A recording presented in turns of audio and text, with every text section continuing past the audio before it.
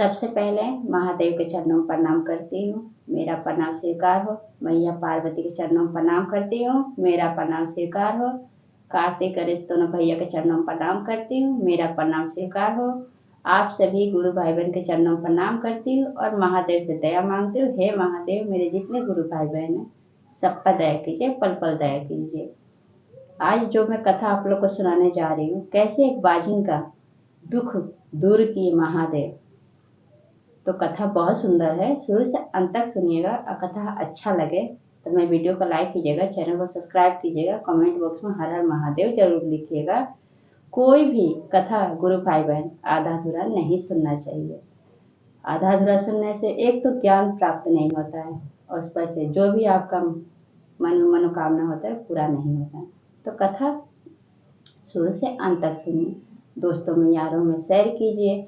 आप और हम मिलके ही महादेव का चर्चा और शिव शिष्य तक पहुंचाएं। तो कथा फुल सुना कीजिए। चलिए ज़्यादा बात नहीं करते हुए शुरू करती हूँ ये कथा। एक समय की बात है, मैया पार्वती कैलाश पर्वत पर बैठे महादेव से पूछती हैं कि हे महादेव, मेरी एक भक्त है जिसको कोई संतान नहीं है। आप बताएं कि उसको ऐसा कौन सा नियम करे जिससे उसको संतान की प्राप्ति हो। ऐसा क्यों हुआ कि उसको संतान सुख नहीं मिला। महादेव कहते हैं कि हे देवी पार्वती, मैं आपको इसका उपाय बताऊंगा, लेकिन कथा के माध्यम से। कथा शुरू से आप अंत तक सुनिएगा। महादेव कहते हैं मैया पार्वती से, कहती है ठीक है। कहती है एक गांव में एक बूढ़ी मैया थी, उनके 2 पुत्र थे। अब तो 2 बहू थी। बड़े वाले पुत्र जो था बेटा जो उनका, तो बड़े वाले बहू का एक पुत्र था और जो छोटी वाली बहू थी उसका कोई संतान नहीं था, निसंतान थी। उसको उसकी सास हीन भावना से देखती थी, उसको हर समय उसको ताना देती थी, हमेशा उसको कुछ ना कुछ बोलती रहती थी। कहती थी कि तुम्हें शादी के इतने साल हो गया, आज तक तुमने एक चिड़िया भी पैदा नहीं कर पाई, तू बाज है, तू किसी काम का नहीं है। कहती थी कि जो गैया दूध ना दे वो किसी काम की नहीं होती है। ऐसे उसके सास ताने देती थी। छोटी बहू सहनशीलता ही था उसमें, वो 2-4 बात तो बर्दाश्त करने की क्षमता रखती थी और वो नारायण की भक्ति करती थी। नारायण को सच्चे दिल से, सच्चे हृदय से पूजा पाठ करती थी।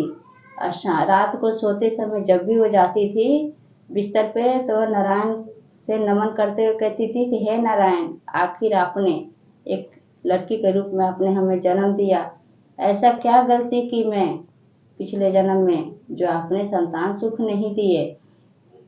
क्योंकि एक नारी का जीवन ही होता है कि अगर उसको सब सुख दे दिया जाए और संतान ना हो तो उसका जिंदगी कुछ नहीं है, उसकी जिंदगी में कोई मायने ही नहीं रखता, कोई खुशी मायने नहीं रखता। माँ बनना सौभाग्य की बात होता है। तो गुरु भाई बहन वो ऐसे रोज कहती और रोती रहती थी नारायण से। नारायण जब ये सब बातें सुनते थे तो अब क्या हुआ कि वो महादेव से बोलने कि हे महादेव, मेरी एक भक्त है, उसको कोई संतान नहीं है, आप उपाय बता दीजिए। वो उनको बताते हैं उपाय। फिर यहाँ पे क्या होता है गुरु भाई बहन, एक दिन की बात है कि जब सास कदर नहीं करती थी छोटी बहू के, तो जेठानी भी कदर नहीं करती थी। वो भी घमंड में रहती थी कि मुझे तो एक बेटा हो ही गया है और छोटी वाली का कदर जब सास ससुर नहीं करे तो मैं क्यों करूं। वो भी नहीं उसका कदर करती थी और वो जो थी तो हमेशा ताने देती थी। एक दिन सुबह उठ के वो झाड़ू लगा रही थी बहू छोटी वाली, तो सास क्या कहती है, कहती है कि तुम सारा काम घर का कर देना, खाना पीना बना देना, लेकिन चावल एक दाना जमीन पे नहीं गिरना चाहिए। बहू कहती ठीक है माँ जी, नहीं गिरेगा चावल। और उसके बाद जेठानी और सास दोनों चली जाते हैं मंदिर, जाके पूजा करने के लिए चली जाती है सुबह। फिर ये सारा काम करके छोटी बहू खाना बना के, और अभी खाना बना के अभी उठती है चूल्हा पर से, तो क्या सुनती है कि दरवाजे पर कोई आवाज़ दे रहा है। जब जाके दरवाज़ा खोलती है तो वहाँ पे एक साधु महात्मा थे। जब साधु महात्मा से पूछती है कि हे बाबा आपको क्या चाहिए। साधु महात्मा कोई और नहीं, स्वयं नारायण थे जो साधु के रूप में आए थे छोटी बहू के दरवाजे पे। उसकी सच्ची भक्ति देख के उसके दरवाजे पे आए थे। कहते हैं कि पुत्री मुझे बहुत तेज की भूख लगी है, से क्या तुम मुझे कुछ खाना खिलाओगी। छोटी बहू कहती है कि हाँ बाबा आप बैठिए, क्योंकि वो जब भी नारायण की पूजा करती थी तो उसको पता था कि दरवाजे पर कोई भूखा आ जाए उसको बिना कुछ खिलाए बिना कुछ दिए वापस नहीं करना चाहिए, बहुत पाप लगता है। तो सोचती है मन में छोटी बहू कि साधु महात्मा को मैं सास तो बोली एक चावल जमीन पर नहीं गिरना चाहिए, क्यों ना मैं अपने हिस्से का खिला देती हूँ खाना। साधु बाबा को मैं खिला देती हूँ अपने हिस्से का। दाल निकाली, चावल निकाली, सब्जी दी, चटनी दी, अचार दी, सलाद दी, सब एक थाली भर के लाके साधु बाबा के सामने रखती और साधु बाबा खाने लगे। जब खाने लगे तो कहते हैं छोटी बहू से, उस बूढ़ी माई की जो छोटी बहू थी उससे पूछते हैं कि हे बेटी तुम इतनी उदास क्यों हो, इतना सुंदर चेहरा और इतनी उदासी, आखिर क्या बात की चिंता है तुम्हें।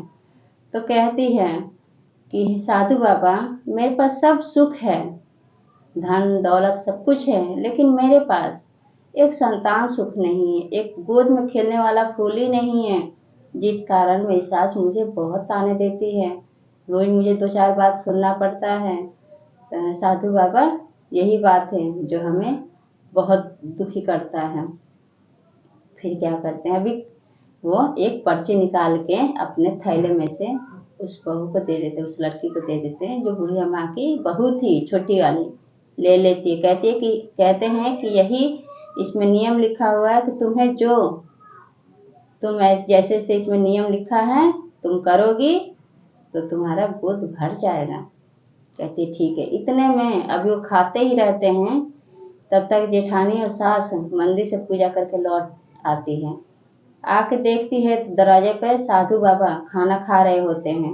वो तुरंत थाल छीन के और फेंक देती है सारा, उसमें का जो भी खाना होता है, दाल चावल सब्जी चटनी अचार सब चार तक बिखर जाता है, चावल का दाना सब फेंका जाता है। लगती है कहने कि क्या तू अपने बाप के घर से लाई है जो तू से भूखे लोगों को दे रही है, भिखमंगों को तू खिला रही है, मेरे से पूछ के खिला रही है, क्यों खिला रही है। बहू बहुत एकदम सच्चे मन से और एकदम शांत बुद्धि से कहती है शांत होके कि माँ जी मैं आपके हिस्से का नहीं दी हूँ, मैं अपने हिस्से का खाना दी हूँ, मैं खाना नहीं खाऊंगी, मैं भूखे रहूंगी, लेकिन आप खा लीजिएगा, आपको खाने में कमी नहीं होगा। तब वहाँ से स्वयं नारायण जो साधु बन के आते हैं, इतना कलेश घर पे देख के वो वहाँ से अंतर ध्यान हो जाते हैं, चले जाते हैं, अपने घर को लौट जाते हैं। उसके बाद क्या होता है कि फिर वो रात को जब सोने जाते हैं सब काम करके खिला पिला के सब काम करके जब बिस्तर पे जाती है तो उसको ध्यान आता है बूढ़ी मैया के छोटी बहू को कि मुझे साधु बाबा एक पर्ची दिए थे, इस पर्ची में क्या लिखा है, मैं इसको पढ़ूँ तो। खूब रोती है, नारायण से कहते हैं नारायण आखिर मेरे साथ ऐसा क्यों होता है कि जब देखो तब मुझे 4 बात 4 ताने सुनना पड़ता है, ऐसा क्यों होता है। तब उसको याद आता है वो साधु बाबा उसको कोई पर्ची दिए हैं।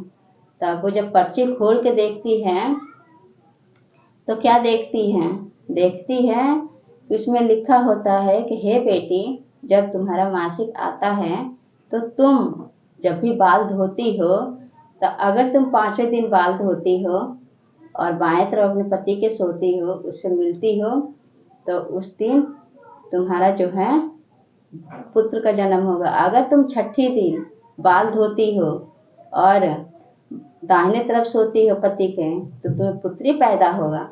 ऐसे करके अगर तुम करती हो तो तुम्हें 7वें दिन भी अगर अपने पति से मिलती हो मासिक के दौरान तो और बाएं तरफ सोती हो तब भी तुम्हें पुत्र प्राप्त होगा। ऐसे करके अगर 10 दिन 12वें दिन अगर तुम ऐसा करती हो तो तुम्हें बहुत विद्वान, बहुत ज्ञानी, सुंदर सा पुत्र पैदा होगा जिसका मुकाबला कोई नहीं कर सकता। इतना बात जब वो सुनती है तो वो ऐसे ही करती है। अगली बार जब उसका मासिक आता है अगले महीने तो क्या करती है कि वैसे पर्ची पे लिखा हुआ जिस दिन बाल धोती है छठे 5वें दिन तो वो अपने पति के बगल में सोती है बाएं तरफ और उनसे मिलती है तो वही गर्भ उसका रुक जाता है। जब रुक जाता है तो उसके ठीक 9 महीने बाद एक सुंदर सा पुत्र पैदा होता है और वो पुत्र इतना सुंदर होता है, इतना गुणवान होता है कि क्या बताए गुरु भाई बहन। फिर क्या होता है कि धीरे धीरे समय बीतने लगता है। अब पहले तो सास और जेठानी कोई कदर भी नहीं करती थी, अब तो उसको इतना प्यार इतना दुलार करने लगी। ये सब देख के एक उसके गांव की ननद थी, अब उसको भी कोई संतान नहीं था। जब संतान नहीं था तो फिर वो आई आके पूछती है बूढ़ी माई के छोटी बहू से कि भाभी आपको तो कोई भी संतान नहीं था, क्या किया आपने? इतने साल हो गए थे आपको कोई संतान नहीं हुआ, आप मुझे बताएं मैं भी वही नियम करूं। तो कहती है बूढ़ी मैया की छोटी बहू कि मुझे एक साधु बाबा आए थे मेरे दरवाजे पे, मुझे एक पर्ची देकर गए हैं और वो पर्ची तुम भी ले जाओ। तुम ले जाओगी वैसा करोगी नियम तो तुम्हारे ही कोख से जरूर सुंदर पुत्र होगा 9 महीने बाद। तो वो क्या करती है ननद लेके पर्ची चली जाती है। जब लेकर जाती है तो उस पर लिखा हुआ सारा काम वो वैसे ही करती है, लेकिन वो बीच में जो लिखा था कि मासिक आने के दौरान जब तुम मिलोगी अपने पति से तो तुम बाएं तरफ ही सोना। चौथे दिन जब 5वें दिन जब बाल धोगी तो तुम बाएं तरफ ही सोना, दाहिने तरफ मत सोना नहीं तो तुम्हें पुत्र होगा।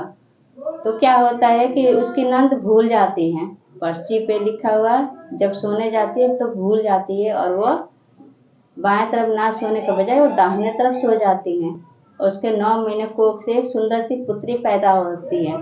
जब पैदा होती है तो फिर क्या होता है गुरु भाई बहन, अब वो आती है बूढ़ी माई के बहू के पास कि भाभी आपने झूठ बोला। छोटी वाली बहू जो थी उनके पास आ कहते भाभी आपने झूठ बोला, आप कोई और नियम करी हो तभी जाकर आपको पुत्र हुआ है, अब मुझे आप झूठा बताई हो नियम। देखो मेरे कोख से कैसे बेटी हो गई, आपके कोख से कैसे बेटा हो गया है, आप बताएं मुझे।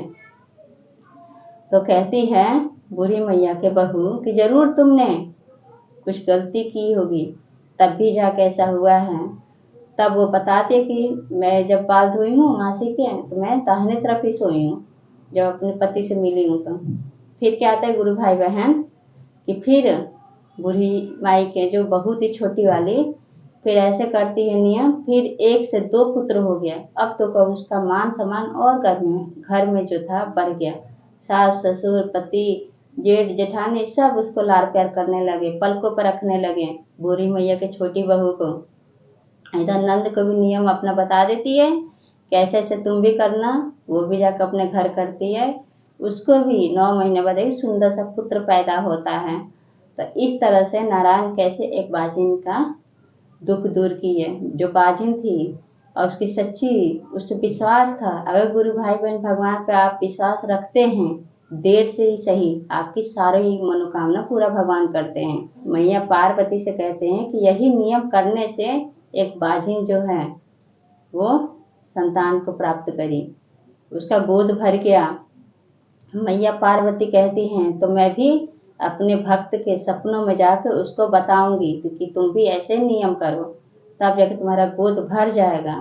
तो इसीलिए गुरु भाई बहन ये कथा आप लोगों को कैसा लगा जरूर बताएं। और महादेव जिस तरह से उस बुढ़िया के छोटी बहू का गोद भर दिए, उसके नंद का भी गोद भर दिए, बाजिन से उसको माँ का सुख प्राप्त हुआ, ऐसे मेरे जितने भी जो भी गुरु भाई बहन हैं सबको संतान की सुख प्राप्ति हो और सब महादेव का नमन करें। तो सब बोलिए हर हर महादेव, मैया पार्वती की जय।